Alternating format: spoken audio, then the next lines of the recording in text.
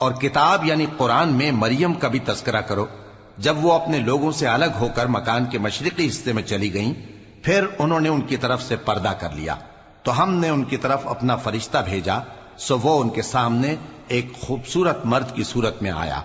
مریم بولی کہ اگر تم پرہیزگار ہو تو میں تم سے بچنے کے لیے رحمان کی پناہ لیتی ہوں۔ فرشتے نے کہا کہ میں تو تمہارے پروردگار کا بھیجا ہوا یعنی فرشتہ ہوں، اور اس لیے آیا ہوں کہ تمہیں پاکیزہ لڑکا بخشوں۔ مریم نے کہا کہ میرے ہاں لڑکا کیوں کر ہوگا، جبکہ مجھے کسی مرد نے بطور شوہر چھوا تک نہیں، اور میں بدکار بھی نہیں ہوں۔ فرشتے نے کہا کہ یوں ہی ہوگا، تمہارے پروردگار نے فرمایا کہ یہ مجھے آسان ہے، اور میں اسے اسی طریق پر پیدا کروں گا تاکہ اس کو ہم لوگوں کے لیے اپنی طرف سے نشانی اور ذریعہ رحمت بنائیں، اور یہ کام مقرر ہو چکا ہے۔ چنانچہ وہ اس بچے کے ساتھ حاملہ ہو گئیں اور اسے لے کر ایک دور جگہ چلی گئیں۔ پھر درد ذہ ان کو کھجور کے تنے کی طرف لے آیا، کہنے لگی کہ کاش میں اس سے پہلے مر چکتی اور بھولی بسری ہو گئی ہوتی۔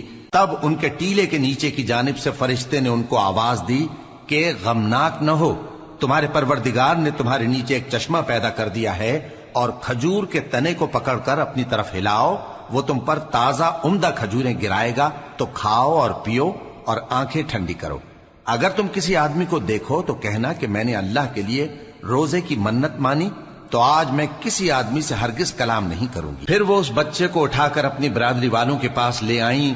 وہ کہنے لگے کہ مریم یہ تو نے برا کام کیا، اے ہارون کی بہن، نہ تو تیرا باپ ہی برا آدمی تھا اور نہ تیری ماں ہی بدکار تھی۔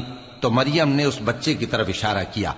وہ بولے کہ ہم اس سے کہ گود کا بچہ ہے کیسے بات کریں؟ بچے نے کہا کہ میں اللہ کا بندہ ہوں، اس نے مجھے کتاب دی ہے اور نبی بنایا ہے، اور میں جہاں ہوں اور جس حال میں ہوں اس نے مجھے صاحب برکت بنایا ہے، اور جب تک زندہ ہوں مجھ کو نماز اور زکوٰۃ کا ارشاد فرمایا ہے، اور مجھے اپنی ماں کے ساتھ نیک سلوک کرنے والا بنایا ہے اور سرکش و بدبخت نہیں بنایا، اور جس دن میں پیدا ہوا اور جس دن مروں گا اور جس دن زندہ کر کے اٹھایا جاؤں گا مجھ پر سلام ہے۔ یہ مریم کے بیٹے عیسیٰ ہیں، اور یہ سچی بات ہے جس میں لوگ شک کرتے ہیں۔